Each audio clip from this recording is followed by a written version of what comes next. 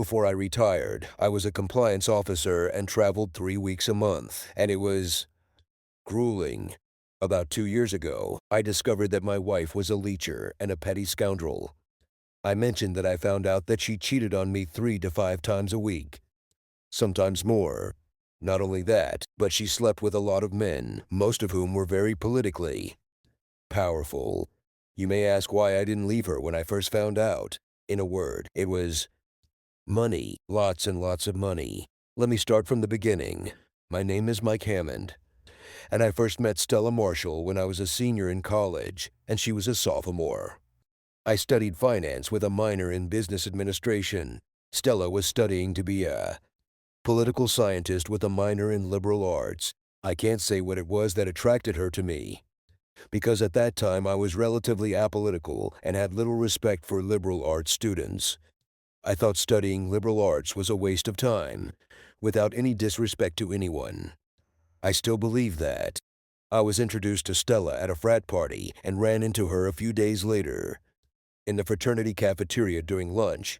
We sat together and laughed a little. I made fun of her about liberal arts. She laughingly called me a capitalist pig because of my financial and business administration studies. We had a very similar sense of humor, and we could both laugh at ourselves, so we got along well. After about 3 months, we agreed to be exclusive. A month after that, she called me on a Friday to cancel our Saturday date because she wasn't feeling well. I told her I hoped she would feel better soon and looked forward to seeing her for lunch on Thursday, and we said our goodbyes. My roommate told me he was going to a frat party that night, and since he didn't have a date either, he invited me to go with him, having no other plans. I agreed. We arrived late due to a flat tire and no spare. I was very surprised and also very upset to see Stella there with some guy I didn't know. To say they were dancing dirty would be an understatement. I told my roommate I couldn't stay and started my long walk home. I don't think she ever saw me. On Wednesday night, I saw her again kissing another guy at a bar. Needless to say, I was done and never contacted her again. About 3 weeks later, she found me in the dining room and asked why I stopped calling. I just told her I don't run with the crowd and figured we were exclusive.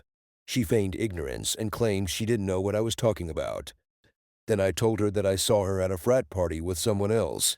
She explained that she didn't feel as bad as she expected, and her fraternity sister asked to accompany her brother to the party.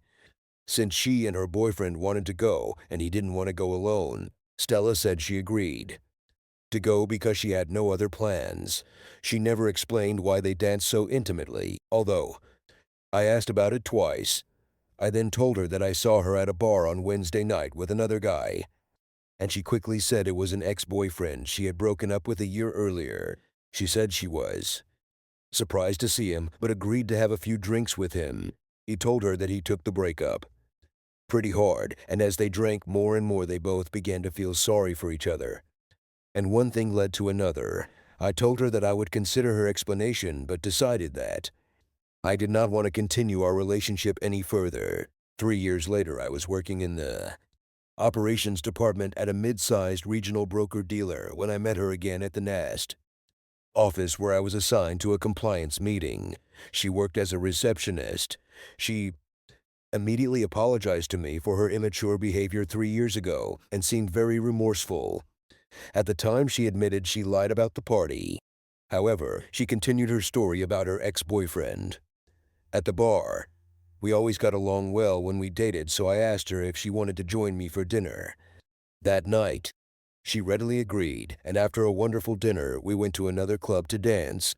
During dinner, she told me that she had always been interested in politics and volunteered for various political campaigns during elections.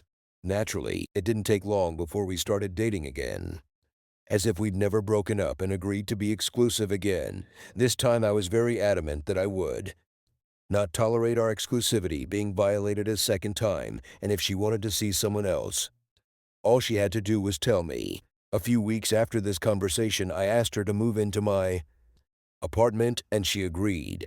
We continued to live together for about 2 years and were so in love that I proposed to her. By then I adored her and felt that she loved me just as much. We got married in 1984, and since we both had little money, we could only afford a 5-day honeymoon in Niagara Falls.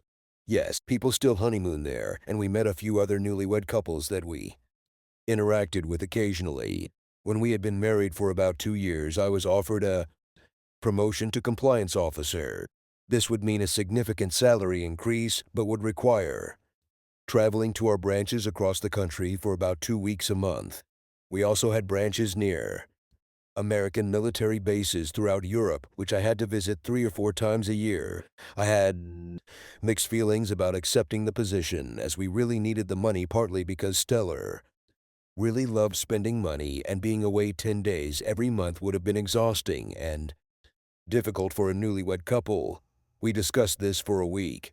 We agreed that being away 2 weeks a month would be hard on both of us, but the rewards were attractive too. The pay raise would be great, but I would also have a spending bill of about $3,000 a month, and we would save on food and entertainment while I was away. I saved all my frequent flyer miles and hotel and car rental rewards points. Finally, despite my doubts, Stella convinced me to accept the position. When I went to exciting places like New York, Washington, or Hawaii, she accompanied me using the bonus miles I had accumulated. She also came to Europe with me about once a year, and we always spent weekends in cities like Paris, London, or Rome. Ever since I started working at the brokerage firm, I enjoyed playing the stock market, and since we had little money, I only played minimally, but I was good at it. Stella agreed that I could put half of our savings into the market and half into a savings account. At the time, Stella made it clear that she was incapable of understanding finance on any level. She trusted me with all aspects of our finances, including paying bills, maintaining a checkbook, filing taxes, creating budgets, and any other financial issues that came up.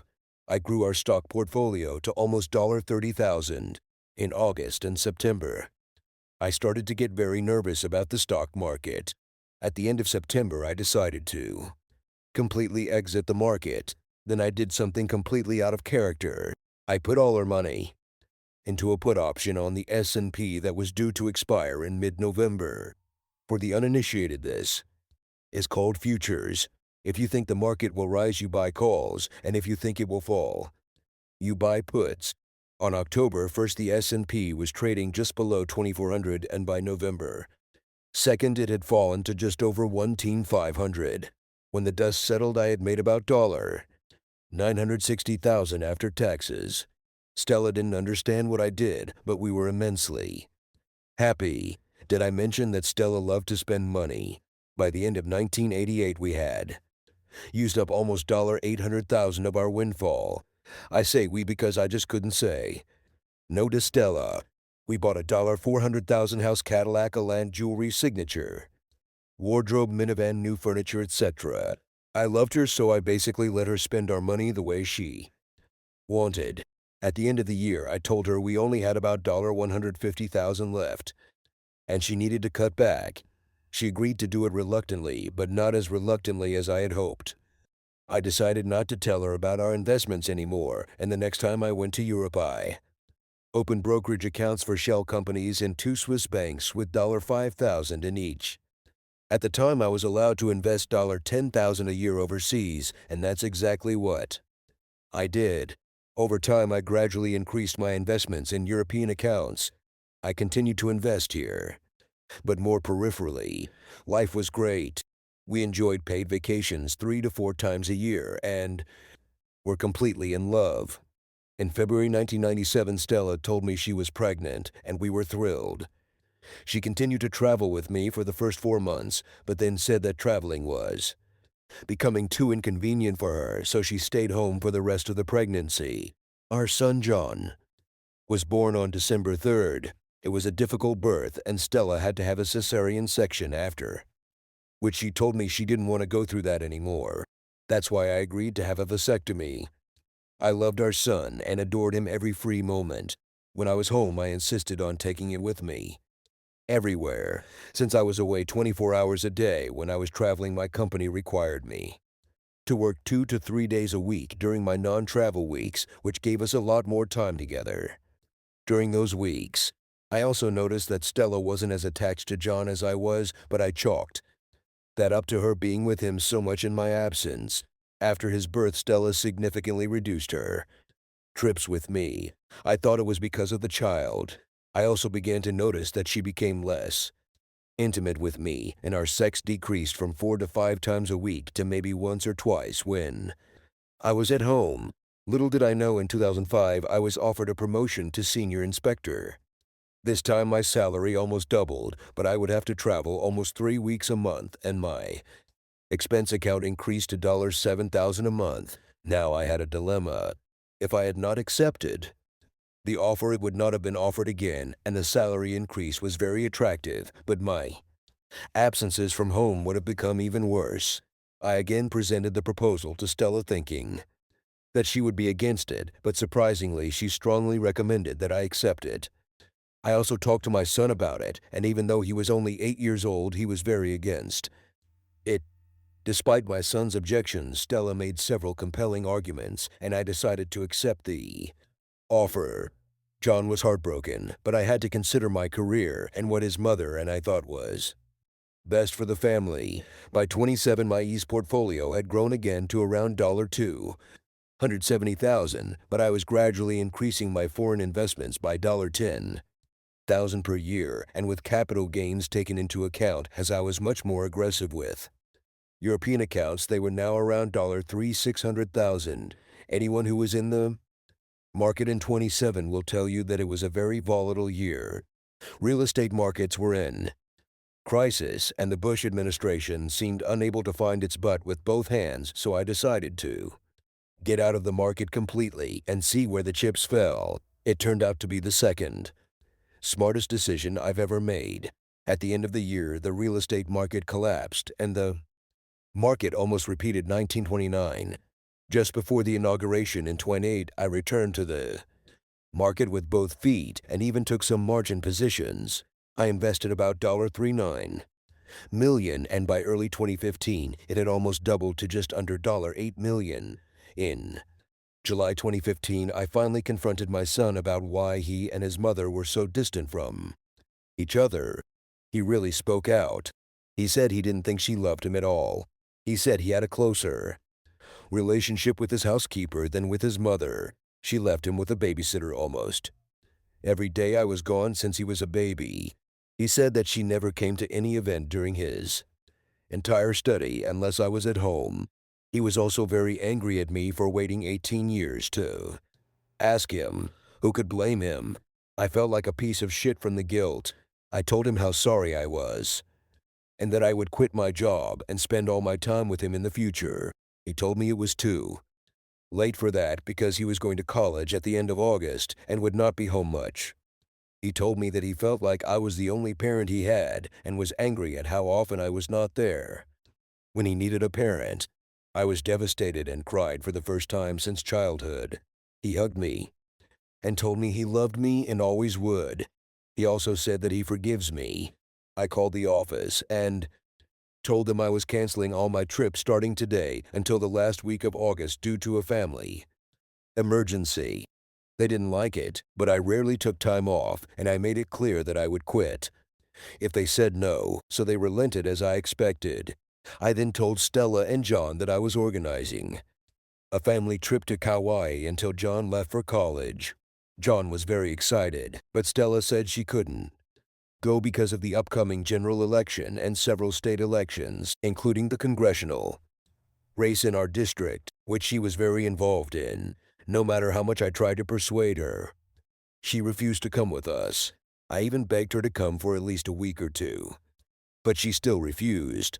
John and I ended up going without her, thanks to my 1K lifetime status on United and Platinum lifetime status on Marriott. I was able to get both of us first-class seats on the flight and a 2-room suite at the Marriott in Lihu for a week.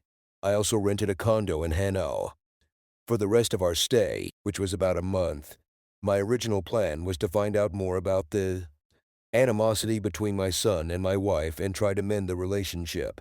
When Stella refused to go, I decided to just work on my relationship with John. On reflection, I think it was for the best. John and I had a great time. We really developed a relationship and were able to resolve many of the grievances he had built up over the years. We went surfing, snorkeled, once even scuba, dived, fished in the open sea, and flew a helicopter over the island. We walked several miles along the Nepali Coast Trail. We even went to a luau one night. Toward the end of our trip, we were having dinner at Tahiti Nui, where the bar scene in George Clooney's The Descendants was filmed. And I said I wished his mother had come for at least a week. He calmly said that probably she could not tear herself away from those men who came for her when I was not there. I was taken aback. "What did you just say?" I asked. He said that 2 or 3 times a week men would come to the door and take her away. "What kind of men?" I asked. "I think it was mostly her political friends, but I never asked," he replied. I asked if they were dates or business meetings. He said he didn't really know, but they usually came around 7 or 8 p.m. Then I asked him what time she got home. He said it's usually around 11:30 or midnight, but sometimes at 1 or 2 a.m. I asked if they ever stayed overnight, and he said never when he was at home, but one day when he was staying with a friend on the same street, a man came in just as he was leaving. When he returned the next morning to get his bike, the car was still in the driveway. Another time he spent the night with a classmate who lived on a nearby street, and his mother and man left at the same time. The next morning they were playing with a drone, and as they flew over our house, the camera captured the man's car parked in front of our house. To say that I was stunned and shocked is an understatement. All I could think about for the rest of the trip was that Stella might be cheating. We were on an overnight flight scheduled to arrive at 11 a.m., but thanks to favorable winds, we arrived at 9. I called Stella and told her the good news that we would arrive in half an hour. She sounded rather stunned, but managed to stutter that she was glad we were back early and that she was waiting for us at home. Before I continue, I should mention that Stella and I have always taken care of ourselves. We both exercise 3 to 4 times a week, and I ran 3 miles every other day. I was 58 and looked 50. Stella was 56 and looked 42. She still had a slim and toned body. All the men Stella interacted with seemed to be between 40 and 60 years old. Although we both slept on the return flight, these overnight flights were very tiring, and by the time we got home, we were both exhausted and just wanted to sleep. She told us to go upstairs and sleep for a few hours. As I was undressing, she saw me throw my socks on the floor and yelled at me to pick them up and throw them in the laundry basket. When she left the room, I bent down to pick up my socks and accidentally found a condom wrapper. Bingo, I caught her. I decided not to act rashly and that I needed more evidence. When I woke up, I went downstairs to get coffee and she was in the living room talking on her cell phone. She hung up as soon as she heard me and came into the kitchen. She told me that I would have to drive John to college on Monday alone since she had to travel to Durango and Telluride for 4 days of strategy meetings, fundraisers, and political rallies. I told her it really pisses me off because I haven't seen her in over a month because she refused to come with us. And now she's leaving as soon as we got back on a trip that she somehow managed to organize. She apologized and said she understood my anger, that there was nothing she could do. I said what was even more annoying was that she knew I was leaving next week for a week and could have left then instead of my week at home. She also started to get a little angry and said that she had nothing to do with the planning of this trip and was not involved in the schedule. I reminded her that she couldn't even take a week off to spend a week with her family in July because of the election, which was 4 months away. She countered that general election years were always busier and they started strategic planning in March or April. I reminded her that in 2008, when the president first ran for office, he took the month of August off to visit his grandmother. This ended the argument, and she ran into our bedroom, slamming the door. Needless to say, the atmosphere remained tense for the rest of the evening. In fact, I wasn't that upset that she was leaving because I didn't want anything more to do with her. and her absence would allow me to start implementing my plan. When John came downstairs, I asked him when he needed to be in Lincoln to start his studies. He said he wanted to be there by Tuesday evening. I said that if we left early on Tuesday morning, we would make it in time. He agreed, and I asked him to let his mother think we were leaving on Monday. At dinner that night, Stella told me that she thought it would be better if I slept in the guest bedroom that night. If it had been left up to me, I would have done it anyway, but since it was her idea, I said that's bullshit. It's my damn house, and I'll sleep in my damn bedroom whether she likes it or not. When she threatened to just lock the bedroom door, I made it clear to her that I would break down the door and throw her out of my bed.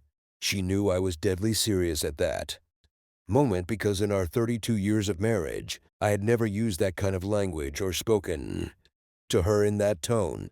Of course, when I went to bed, she was in the guest room.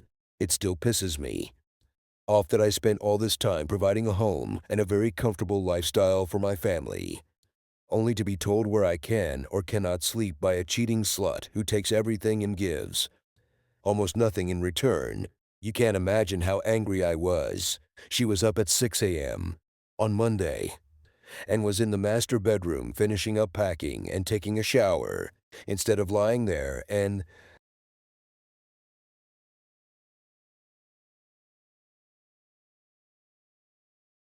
asked me to pour her a cup of coffee, which I ignored. She gave me an angry look and made herself a cup of coffee. When she tried to kiss me goodbye, I just turned away and she got angry again. When she heard the car horn, she grabbed her things and left. I looked out the living room window as they drove away, and she was sitting very close to the driver.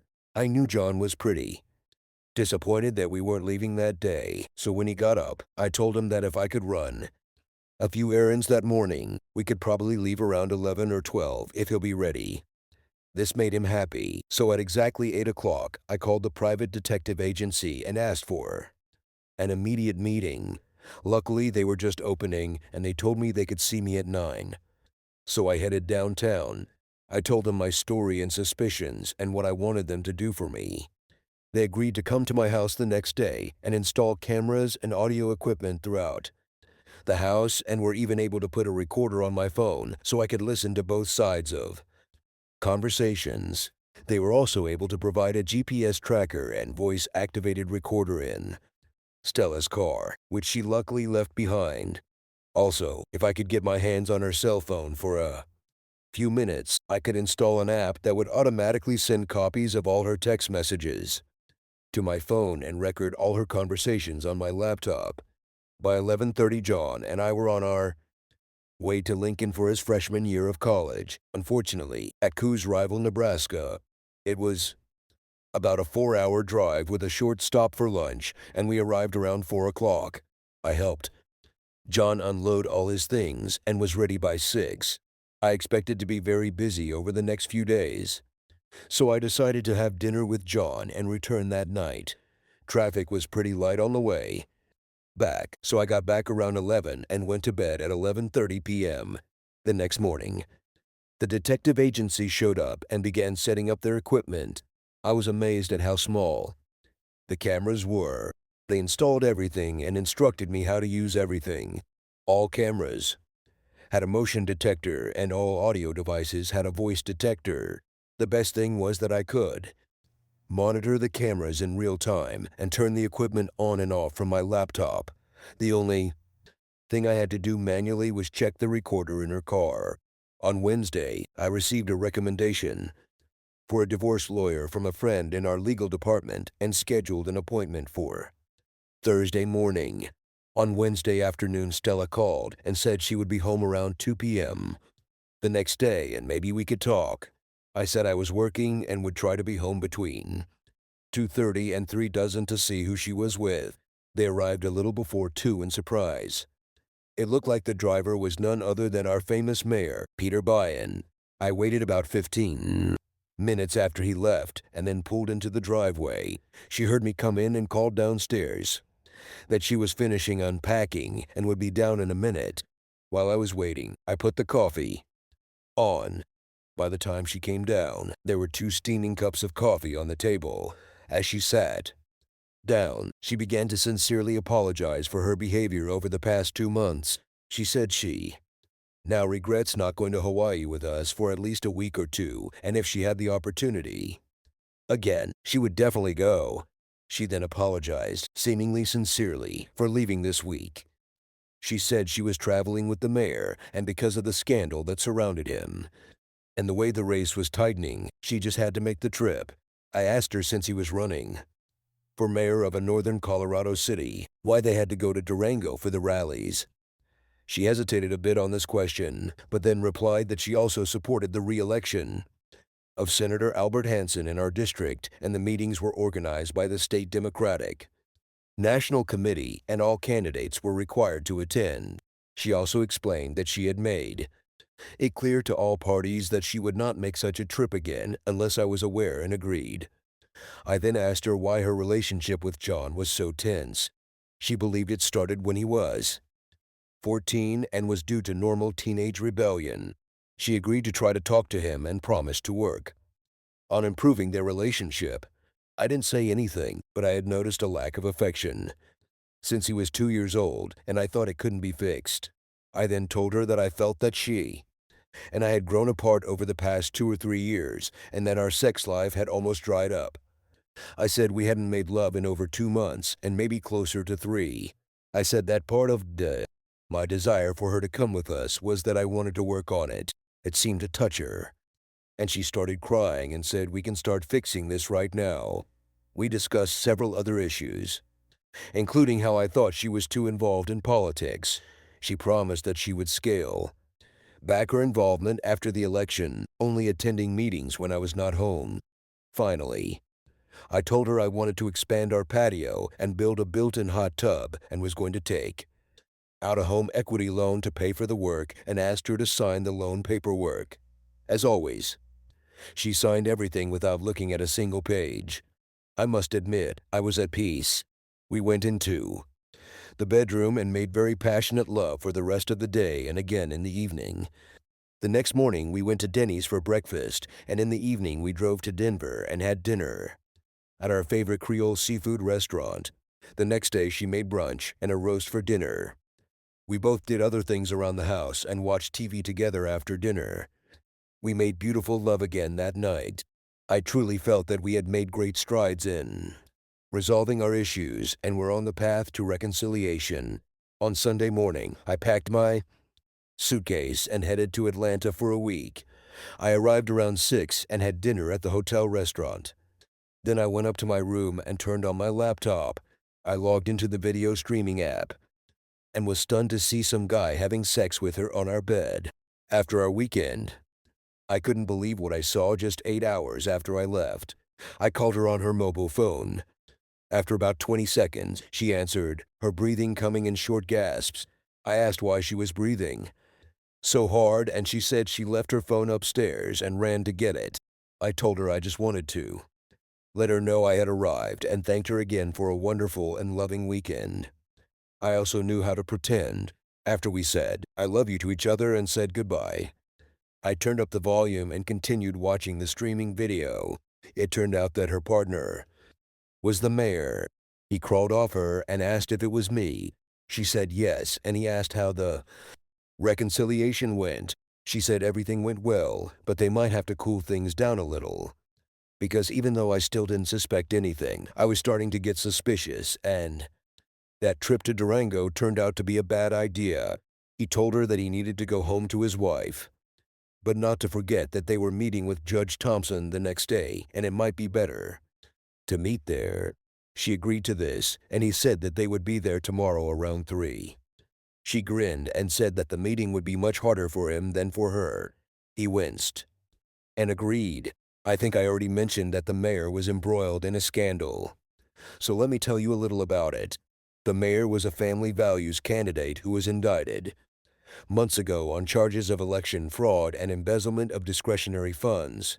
The case is currently being heard in Judge Robert Thompson's court, so the meeting between them was not only illegal, but also a huge conflict of interest. It was 5 o'clock at Three Mountains in Atlanta. so if I had hurried to work, I could have seen the entire meeting. I had been looking around the same office all week, so excusing myself and leaving at 4 on the first day was no big deal. When I entered my room, they seemed to have just sat down for a meeting.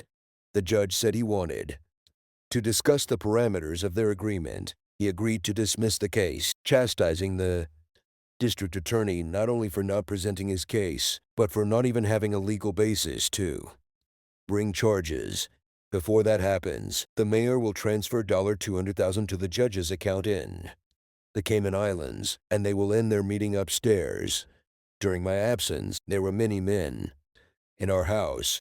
I was shocked not only by what she did, but also with whom. The entire elite of the city visited her bed.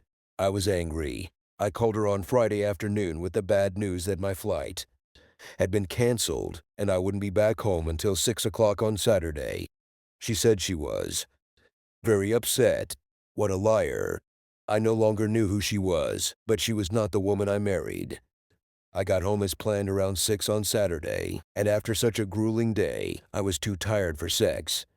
I left early Sunday morning for a week in Portland. This week was much the same as the previous one, with multiple appearances by the mayor and senator, as well as a man named Harry Martin, who was running for Congress in our district. He promised Stella that he would take her to the Super Bowl if he won the election, with the Broncos in contention for the big game.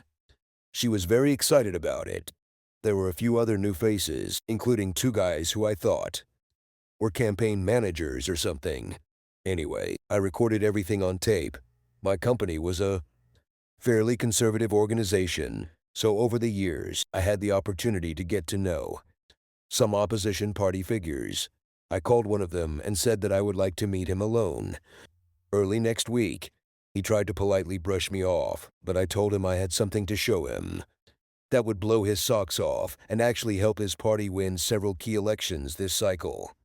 He wanted to meet for lunch, but I said no, we needed to meet privately, and he finally agreed to give me 30 minutes on Monday at Wendy 130. I came home Friday night and Stella was as loving and caring as ever. On Monday at 1:30 a.m., I arrived at the headquarters of the opposition party in the state. I was shown into George Cantrell's office. He was very busy and a bit harsh with me. He asked what I had, and I explained that I had a video of the judge and the mayor. By the time I finished, he was no longer in such a hurry and asked permission to invite someone else to hear my story. I agreed and opened my laptop to show them the video. I learned to blur Stella's face, so they couldn't identify her, which they didn't like, but they were very interested in the judge and the mayor. I told them I could give them a copy of the recording, but only if they agreed to my terms. They drew up a contract, and I had my lawyer review it to make sure I was protected and that the contract was ironclad. I also told them that I might have something similar to Senator Hansen in a few weeks, and the conditions would be the same. As part of the deal with the judge, they had to agree that he would never reveal the identity of the woman in the video. Several more weeks passed, and it was finally time for the mayor's trial. I even went to court with Stella.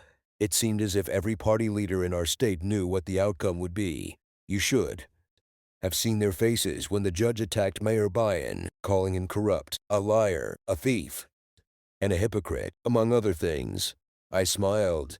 He then sentenced him to 6 years in prison without parole. The mayor was stunned and began shouting at the judge. The judge ordered the bailiff to remove him from the courtroom. Stella even burst into tears. I asked her why she was so upset, and she muttered something that I didn't understand, but inside I was laughing. I knew her punishment was just beginning. Meanwhile, the media blew up the story and it became known nationally, including the mayor's outburst. I wondered if she would cry when she found out I was gone. Shortly after the verdict, the judge announced his retirement at the end of the year. The only problem I had was with George Cantrell, who constantly asked me for dirt on Senator Hansen. Finally, 2 weeks before the election, I agreed with George that they would show the video to Senator Hansen and give him the opportunity to withdraw from the race for health reasons, and also agree not to reveal the woman's identity. Of course, he agreed to the terms to avoid public outrage. Cantrell called me and asked if I had anything on Harry Martin. I said yes, but that he belonged to me and George left me alone. Stella and I made up in one day over dinner. She mentioned that if the businessman wins the election, the market will drop a lot, and I need to be willing to do what I did before to make big money. I asked her how she knew this, and she said that all the richest people in the country said the same thing and would sell. I nodded in agreement, but that wasn't exactly what they said. In fact, they were saying that they expected the market to fall if it won, and they were hedging their positions to protect themselves in that case. This never made sense to me. A very successful businessman runs for office and promises to open the floodgates to big business, while his opponent promises more of the same. And despite the market performing well under the current president, business has begun to stagnate, and I was predicting a pretty significant decline. Election night finally arrived, and it looked like the businessman would win. Of course, markets around the world began to fall, and I sat at my computer, buying all the calls on all the futures I could get my hands on. When I reached my limit on calls, I began buying stocks that I had previously identified as the best bets for a businessman to win. At the same time, I bought $700,000 worth of puts in my ass account. By mid-December, my European accounts had skyrocketed to almost $300 million, while my American portfolio had dropped to about $120.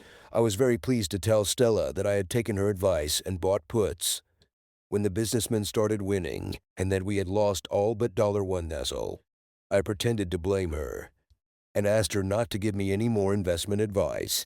When my European calls expired in mid-December, I doubled my bet and bought calls to the limit again, expiring in February, and again bought attractive stocks with the remaining money.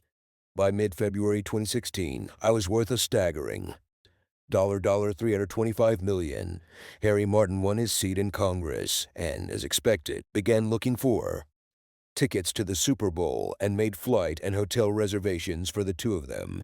I called my friend George Cantrell and asked if it was possible to counterfeit Super Bowl tickets and arrange for them to be sold to a congressman. He said he could probably do it, and he actually did it. Stella came to me and begged me to let her go to the last political meeting in San Francisco the weekend of the game. I pretended to be annoyed and upset, but finally relented and allowed her to go. When she vowed that in the future she would only participate in political events when I was not at home. On the eve of her departure, I again pretended to be unhappy with her departure, and she tried to calm me down with sex. The next morning she woke me up and told me it was time to leave. I stood up, kissed her goodbye, and hugged her tightly. I watched as she got into the car and drove away, knowing that this could be the last time I saw her. Despite all my anger at how bad she treated me and disrespected me, it brought tears to my eyes when she left. If she had turned around and come back, perhaps I would have forgiven her and tried to repair our marriage. I doubt it, but it's possible. That day I sent copies of all my videos to all the local TV stations and newspapers. I also sent the video to the congressman's wife and parents. I sent the video to the wives of Bob Anderson and George Williams, as well as the boards of Acme Coyote Industries and Sugar Beets Distribution, Inc. I even sent the video to the leaders of the women's movement. In Washington, I tried to frame each and every person I knew that Stella was dealing with. By the way, Stella's face was not blurred in any of the videos I sent. Finally, I wrote a letter to Stella that read, "Dear Two-Faced Slut, by the time you read this letter, I will already be far away. You are the biggest slut I have not only known, but ever heard of. Calling you a slut is an insult to sluts. Once I found out who you really were, I knew our marriage was over. Do you think Mayor Bynes' conviction was an accident? Just watch the video and find out how he and the judge were caught. As you will also see, Senator Henson dropped out of the race because of a video having sex with you. I wonder if he was thinking about family values when he did this. Oh, and your Congressman Martin probably already knows about the video, as do his wife and kids. Do you enjoy destroying families with small children. It must be. How did you like the Super Bowl? He was pretty. Stupid to think he could buy tickets to the 40-yard for $500 each. Did you like the hotel? I don't know why he asked you to make a reservation. Once I found the confirmation number on your computer, it was easy to cancel it. I heard you had to drive all the way to Monterey to find a motel room. Yes, that was my job too. Do you think I was as helpless as you told your lovers? Speaking of helplessness, I have also taken the liberty of sending copies of the attached videos to everyone in your family. I'm sure they'll be proud of what you've become. They too will know. Longer know anything. I filed a quit-claim deed and transferred the house into your name. But you better sell it quickly. I took out a $430,000 home equity loan last September and still haven't made a single payment, so the bank will start foreclosure soon if it hasn't already. Speaking of helplessness, when you told me to sell everything and buy puts if the businessman starts winning elections, I thought it was stupid, but to make you happy, I bought puts in our American brokerage account. Did I mention that I also put $430,000 of my home equity loan into this brokerage account, and that went into puts too? I almost forgot to mention, in 1987, when you blew $800,000 of our money in less than a year, I opened accounts using shell companies in Europe. I didn't tell you about it because I knew you'd squander it like Sherman through Georgia. I have been investing aggressively through these accounts since 1987, when my candidate started winning the election. I bought all the futures I could find through these accounts. These accounts are currently worth about $325 million. I plan to surprise you with this news.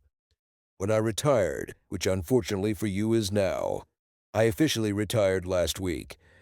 If only you could remember the old saying that knees are friends and should be kept together, we would be entering our golden years with great opportunities and happiness ahead.